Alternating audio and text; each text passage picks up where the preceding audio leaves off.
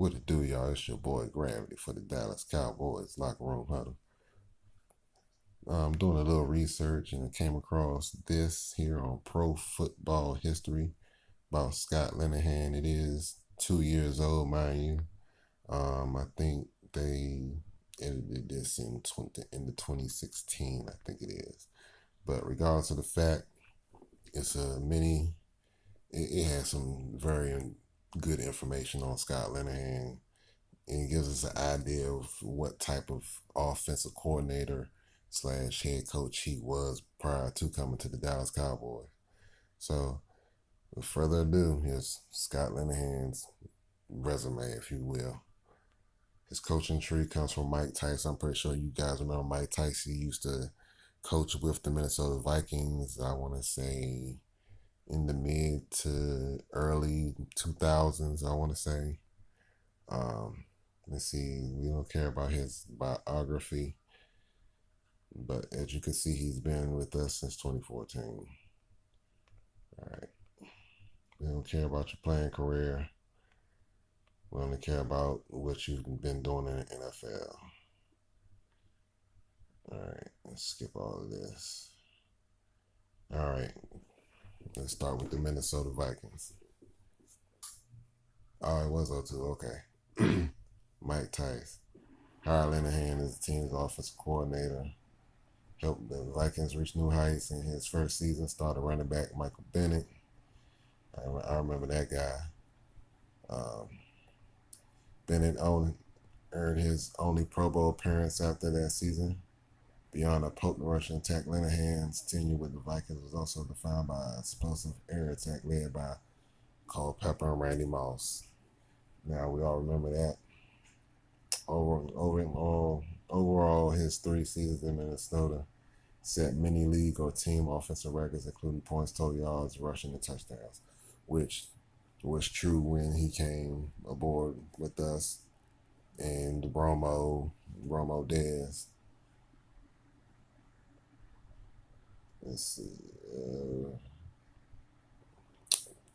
3 years later, he's with the Dolphins under Nick Saban.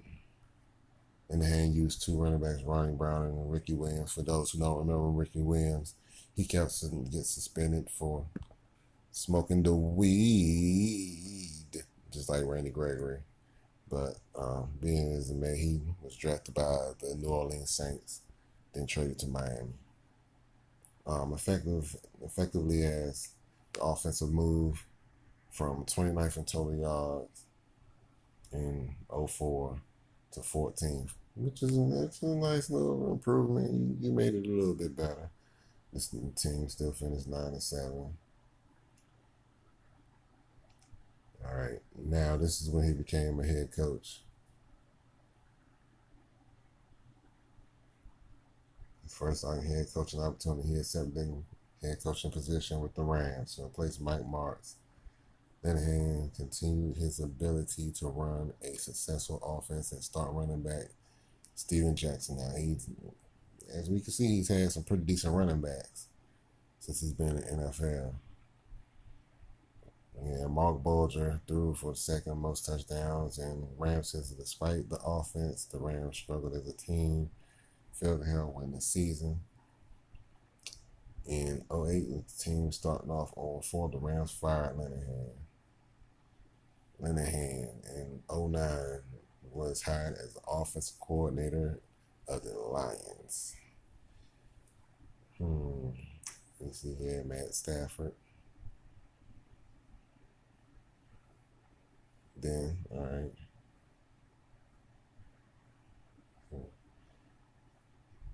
All right. So as you go down. In 11, the team secured their first playoff berth since 99. Behind a record-breaking offense that year, Stafford became the 4th quarterback to ever throw for more than 5,000 yards. As the team set record for most points in the season. Beyond Stafford, another key piece, they had Calvin Johnson. See another good quarterback, wide receiver tandem. This time he really didn't have a running back when he was with the Lions.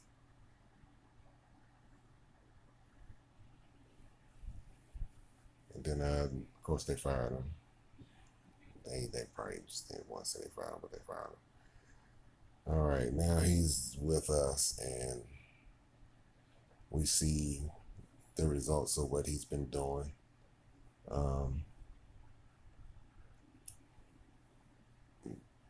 And like I said, that 2014 season, he was just passing game coordinator. He was straight. It was all good. Then when he became offensive coordinator, that's when everything seemed to go downhill. So we look at him, we look at his work. Oh, they actually put it up here. All right. So we can see his records.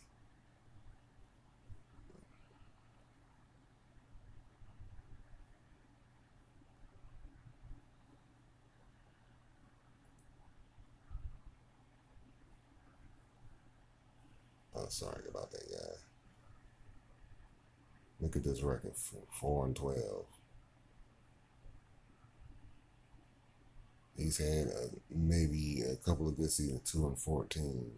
This is when his head coach, 2-14, 3-13, 8-8.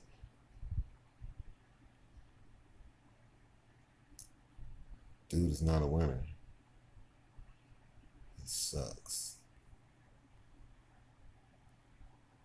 His win-loss record proves it, especially as a head coach.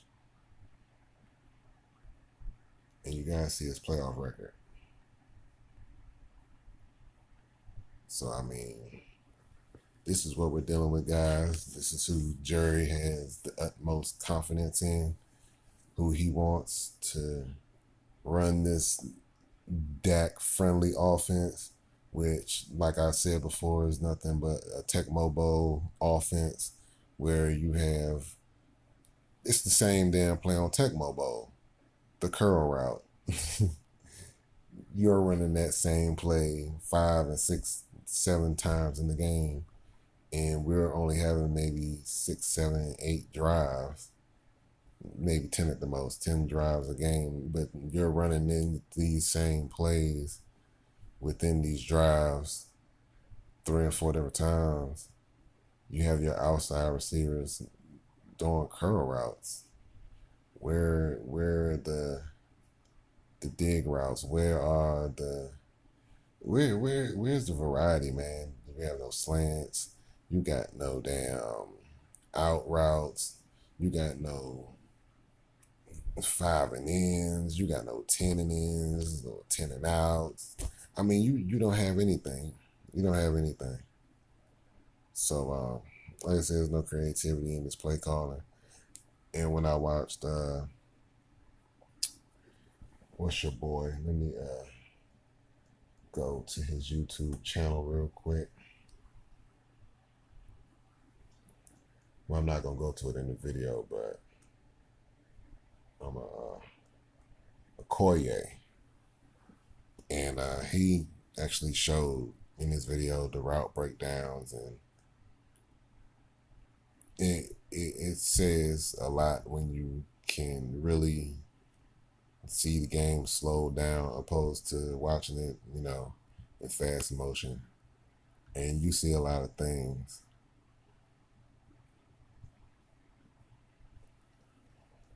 And it's frustrating that the quarterback has to deal with the scrutiny and everything that comes with it. But when you're the starting quarterback for Dallas Cowboys, one of the most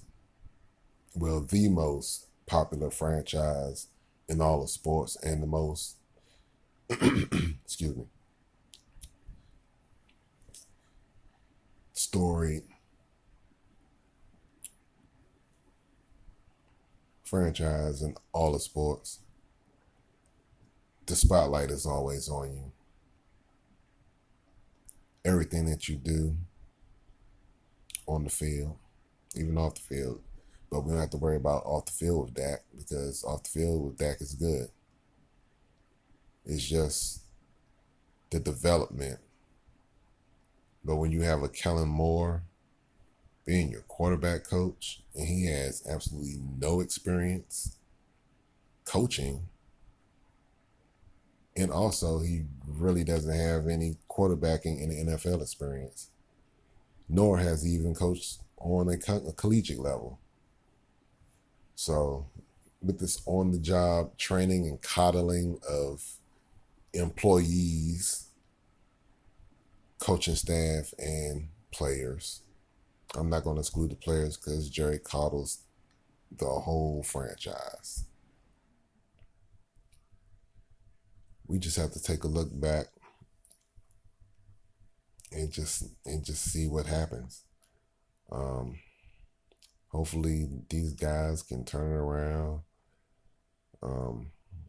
If he doesn't turn around, they got to make a decision. They're gonna have to pull the trigger and get this guy out of here and give Jason Garrett back to play calling responsibilities or something.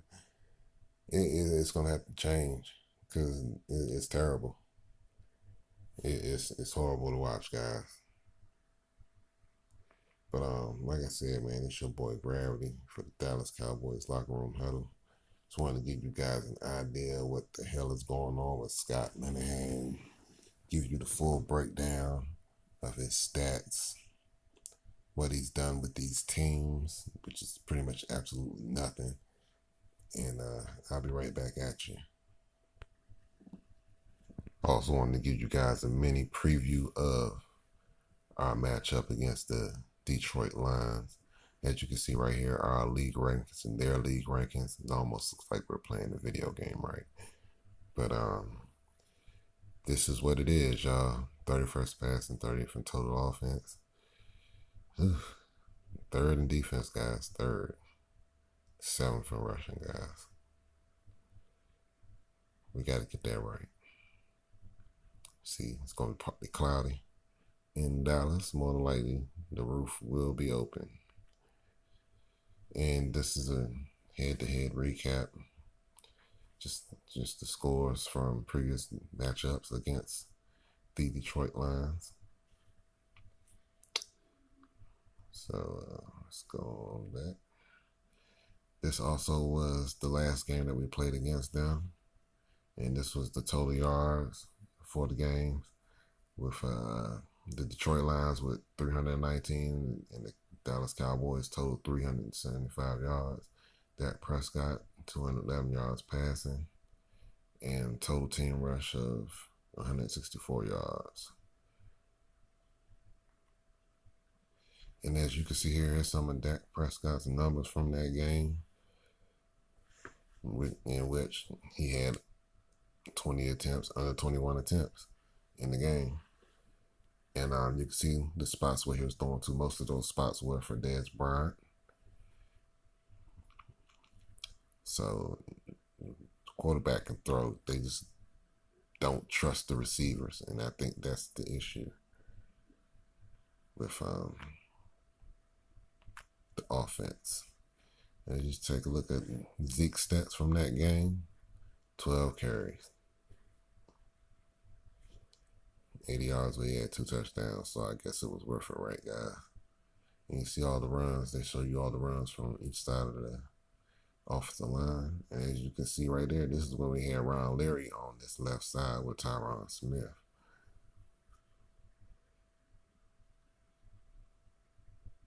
But we really missed that man.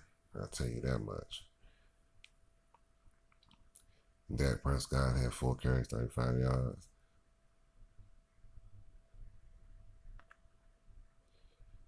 And this is what Dez Bryant did in that game.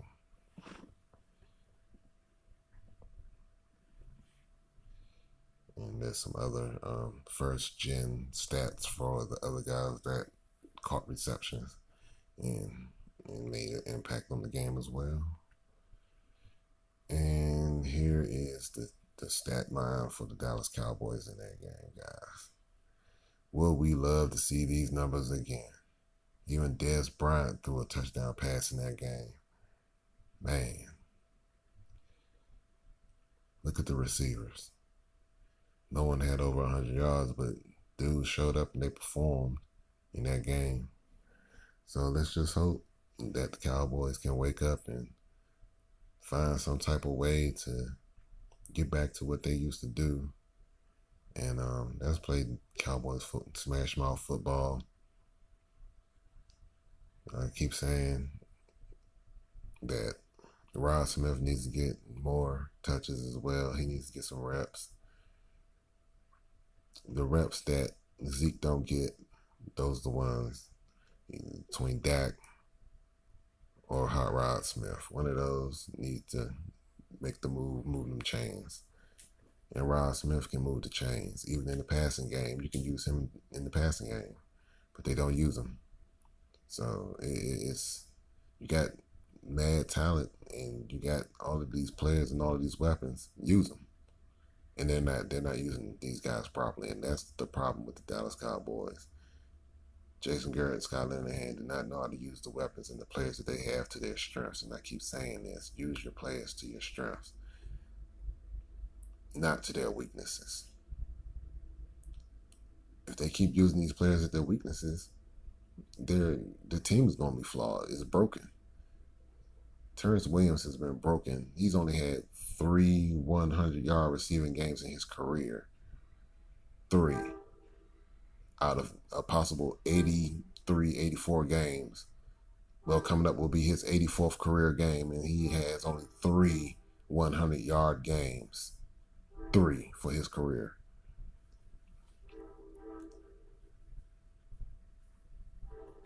It's pathetic. The player development is pathetic. But we'll see how Dak progresses throughout this season. If he can get back to being that elite Pro Bowl quarterback that he was in year 1. We're a long way from it, guys. We're a long way from it. But got to stay optimistic, keep our heads up high, and be hopeful. And keep cheering for these Cowboys, man, and keep having their back. But it's your boy Gravity for the Dallas Cowboys Locker Room Huddle. Tune in for live streams on Sundays before, during, and after all of the Dallas Cowboys games. I'm out.